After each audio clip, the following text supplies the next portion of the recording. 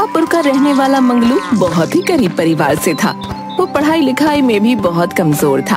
अगर वो किसी चीज में माहिर था तो वो था दिन भर बस खेलना कूदना। अपना सारा समय वो मोहल्ले के लड़कों के साथ कंचे खेलने में बिता देता। मंगलू की इस आदत से उसकी माँ बहुत परेशान थी। तूने अपना पूरा बचपन इसी तरह कंचे खेलने में बिता दिया, अब तो तू बड़ा हो चला है, अपनी कुछ आदतों को बदल क्यों नहीं देता?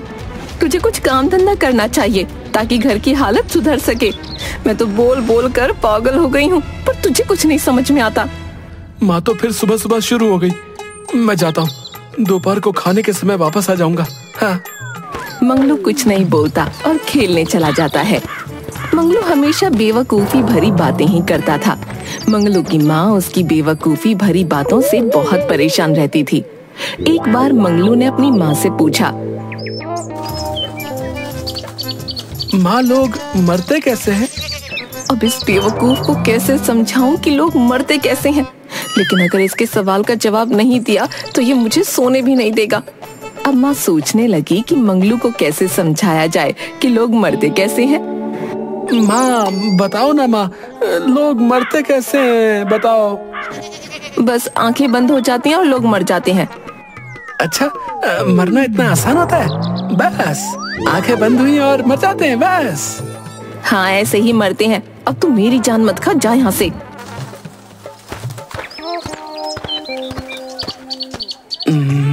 मुझे भी एक बार मरकर देखना चाहिए, कैसा लगता है? एक काम करता हूँ, गांव के बाहर चलकर एक गड्ढा खोदता हूँ और उसमें आंखें बंद करके लेट जाता हूँ। हाँ, ये अच्छा रहेगा। उसने गांव के बाहर जाकर एक गड्ढा खोदा और उसमें आंखें बंद करके लेट गया। रात होने पर उस रास्ते से दो चोर गुजरे। एक चोर ने दूसरे से कहा, हमारा एक साथी और होता तो कितना अच्छा होता। एक घर के आगे रहता, दूसरा घर के पीछे रहता और तीसरा आराम से घर के अंदर चोरी करता। मंगलू ये बात सुन रहा था। वो अचानक से बोल पड़ा, भैया मैं तो मर चुका हूँ, अगर जिंदा होता तो मैं तुम्हारी मदद कर देता। चोर समझ गए कि ये बिल्कुल बेवकूफ आदमी है।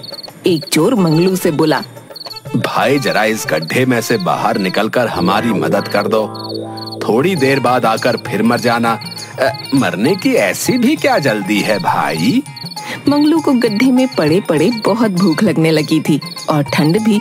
उसने सोचा कि चलो चोरों की मदद ही कर दी जाए। ठीक है भैया, मैं तुम्हारी मदद कर देता हूँ और उसके बाद फिर मैं मर जाऊंगा। है तुम बहुत दयालु हो भाई।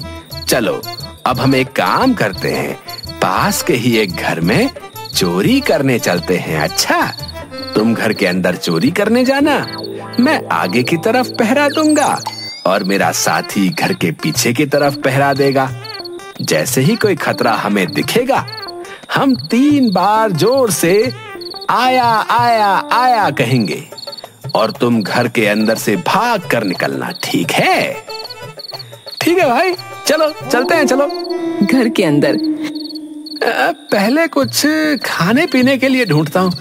पेट में इतने बड़े बड़े चूहे कूद रहे हैं। माँ भी तो कहती है पहले पेट पूजा फिर काम दूजा है, इसीलिए पहले कुछ खा लेता हूँ, बाद में चोरी करूंगा। हाँ हाँ।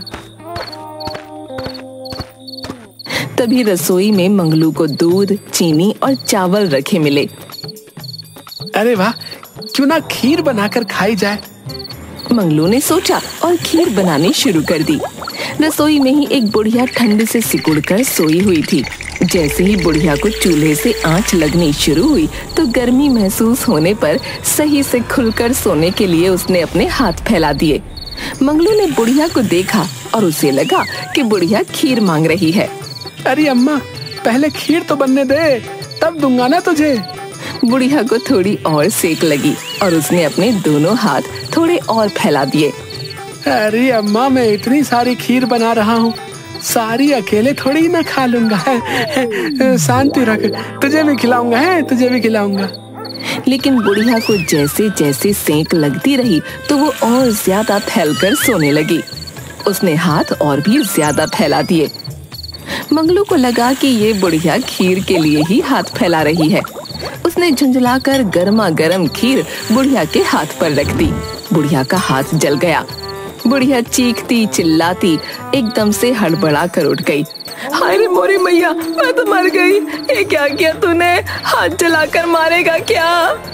बुढ़िया के चिल्लाने की आवाज सुनकर सब लोग उठ गए और मंगलू पकड़ा गया। अरे अरे, मुझे पकड़कर क्या करोगी? असली चोर तो बाहर है। मुझे तो बहुत भूख लगी थी, मैं तो अपने लिए खीर बना रहा था। इस तरह मंगलू ने अपने साथ साथ असली चोरों को भी पकड़वा दिया। बड़ी मुश्किल से मंगलू की माँ ने उसे इस मुसीबत से बचाया। घर जाकर मंगलू की माँ ने उसे खूब डांट लगाते हुए कहा, कब तक तू दिन भर ऐसे ही मोहल्ले के आवारा लड़कों के साथ कंचे खेलेगा? अब तो तू बड़ा हो गया है और हट्टा कट्टा भी है, तो कोई नौकरी क्यों नहीं करता? कब तक ऐसे घर बैठे बैठे मुफ्त की रोटियां खाएगा? ठीक है माँ, तुम अगर यही चाहती हो तो अब मैं ऐसा ही करूँगा। मैं कल सुबह ही नौकरी की तलाश में दूसरे गांव के लिए निकल पड़ता हूँ। तुम मुझे रास्ते में खाने के लिए कुछ दे देना है। क्यों दे दूं तुझे? रोटियां बांट देना, मैं गुड़ या नमक से खा लूंगा। अच्छा, घर में सिर्फ नमक है, न गुड़ है न आटा। एक काम करती हूँ, तुझे कागज में नमक बांध कर देती हूँ। जब ज्यादा भूख लगे तो नदी से पानी लेकर नमक घोलकर पी लेना। ठीक है माँ, घर में जो है वही दे दो। मंगलू अगले दिन नौकरी की तलाश में दूसरे गांव के लिए निकल पड़ा। मंगलू ने आधा रास्ता ही तय किया था कि उसे भूख लग गई। वो एक कुएं के पास ठहरा और अपने थैले से नमक निकाल कर बैठ गया। माँ के दिए हुए नमक को देखकर उसे लगा जैसे उसके हाथ में बहुत सारी रोटियां हैं और वो कहने लगा, एक खाऊं, दो खाऊं, तीन खाऊं कि सारे खा लूं? लेकिन अगर सारे खा लूंगा तो फिर आगे क्या करूंगा?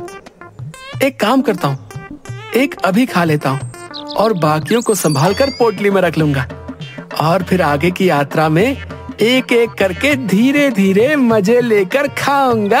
हाँ। संयोग से उस कुएं में परियां रहती थीं। मंगलू की खाने वाली बात सुनकर वो घबरा गईं। उन्हें लगा कि वो उन परियों को खाने की बात कर रहा है।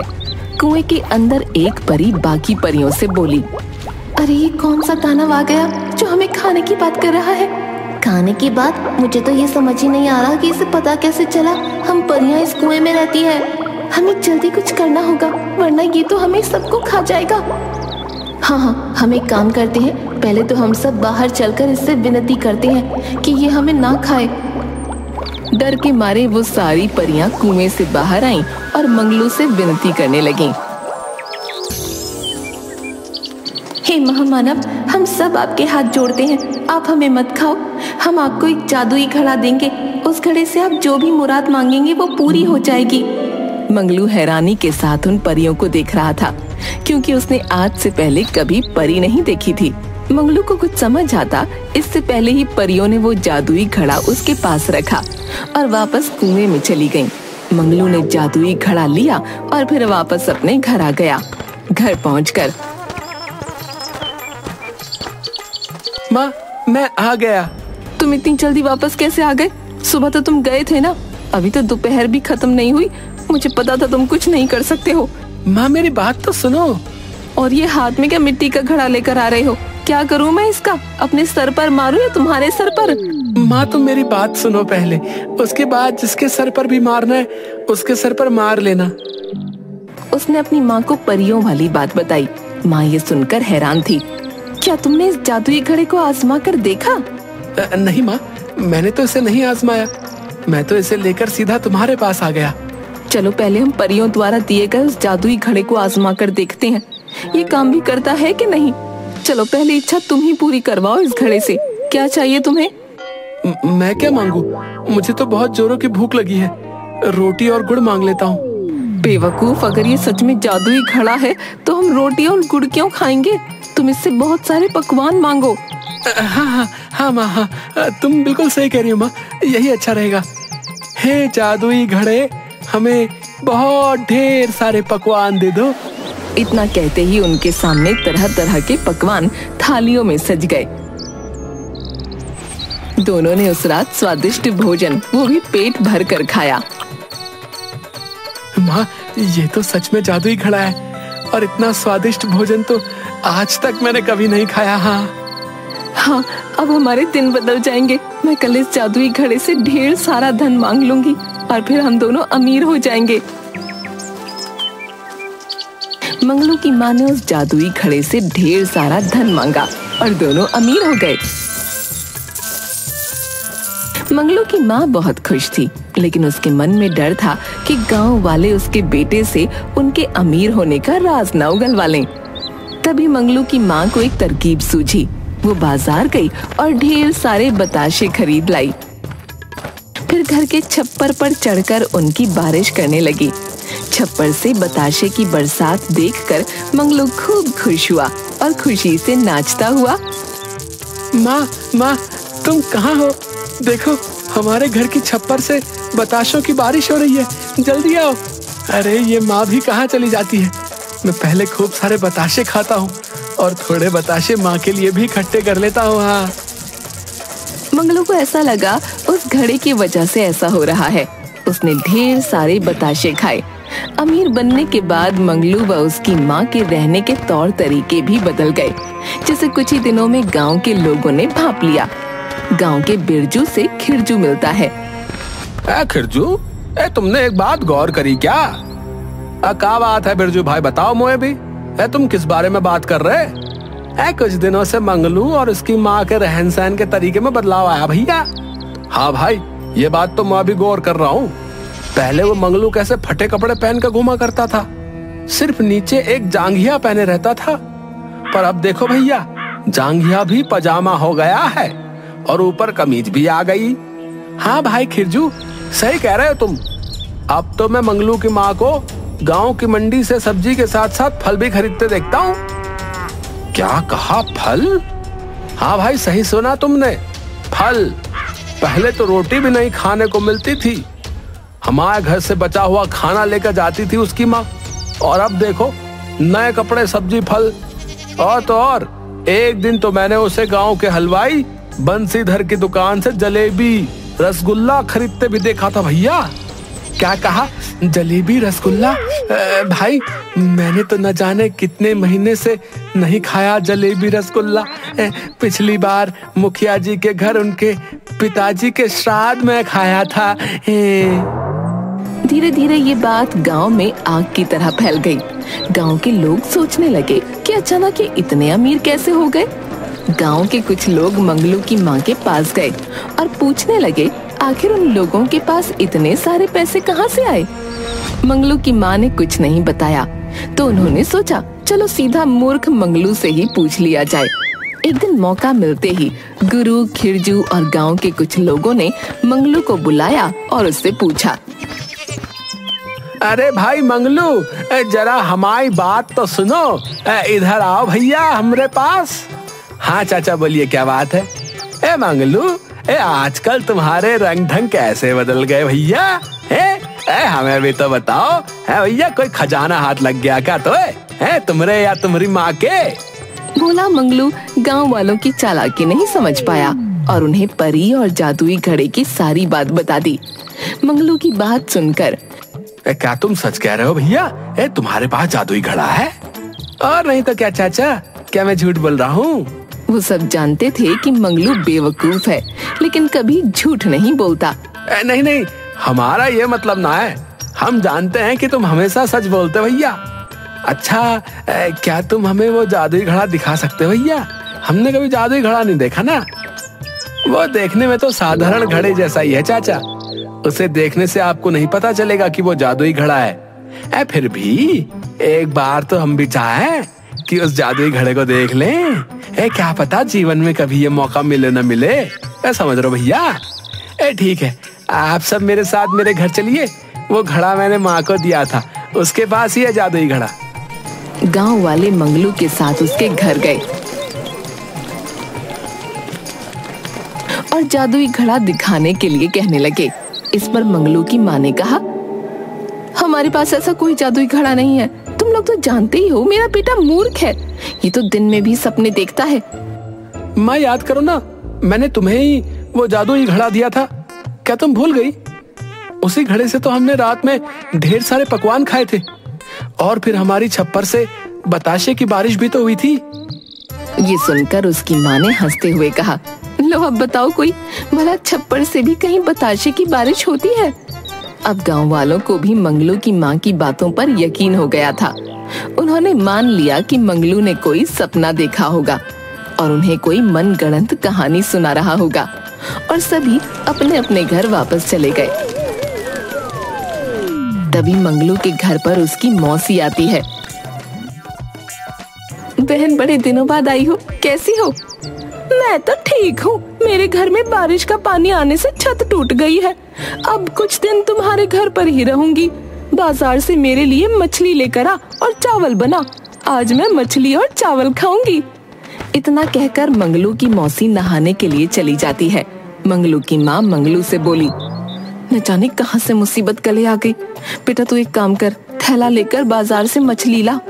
माँ, तू अपने जादुई घड़े से मछली क्यों नहीं मांग लेती? नहीं नहीं, तेरी मौसी के सामने वो घड़ा नहीं निकाल सकते। तू तो जानता है ना वो कैसी है। मंगलू थैला लेकर बाजार की तरफ मछली लेने चल देता है। दूसरी तरफ गांव की नदी के पास मछुआरे मछलियों का बाजार लगाते थे। वहाँ मछुआरों ने नदी में जाल फेंका और उस जाल में मछली की जगह एक मगरमच्छ फंस गया। एक मछुआरा दूसरे मछुआरे से, अरे ये तो मछली की जगह मगरमच्छ का बच्चा फंस गया भैया, अब इसका क्या करें? एक काम करते हैं, अभी इस मगरमच्छ के बच्चे को बोरी में डाल देते हैं और मछलियाँ पकड़ने के बाद नदी में छोड़ देंगे। नहीं तो ये हमें भी मछली पकड़ने नहीं देगा भैया। मंगलू बाजार पहुंचकर एक मछुआरे से पूछता है, अरे भाई, क्या तुम्हारे पास मछलियाँ हैं? भैया अभी तो पहला जाल डाला है, मेरे पास मगर है। मंगलू को मगर की जगह मांगुर सुनाई देता है। हाँ हाँ, मांगुर तो बड़ी अच्छी मछली होती है, तो एक काम करो, मुझे दे दो। अरे तुम कैसी बातें कर रहे हो? जाने दे भाई, अगर उसे मगर चाहिए तो हमें क्या करना है? पैसे मिल रहे, पैसे ले और उसे मगर दे दे। बोरी में है, पैसे दे दो और बोरी ले जाओ। मंगलू मछुआरे को पैसे देकर बोरी लेकर घर जाता है। घर पहुंचकर मंगलू माँ से, माँ, मैं मछली ले आया। कौन सी मछली ले आया जो इतनी बड़ी है? मांगुर मछली है माँ, मांगुर। अरे मांगुर तो बड़ी अच्छी मछली होती है। चल अच्छा ही है जो तू बड़ी मछली ले आया। जरा मुझे भी तो दिखा, ताजी तो है ना? हाँ हाँ, बिल्कुल ताजी है, मछुआरों ने पहला जाल डाला था। मंगलू माँ से बातें करते करते बोरी खोल देता है और बोरी खोलते ही उसमें से मगरमच्छ का बच्चा निकलकर मंगलू के घर में घूमने लगता है। तभी मंगलू की मौसी वहाँ आ जाती है। हाय दैया, मैंने मछली खाने को क्या कह दिया? तू तो मुझे खिलाने के लिए मगरमच्छ ले आया, क्या यही सीखा है तूने? अरे बेवकूफ, इस मगरमच्छ को कहाँ से ले आया पकड़कर? उस मछुआरे ने तो कहा था कि मांगुर है।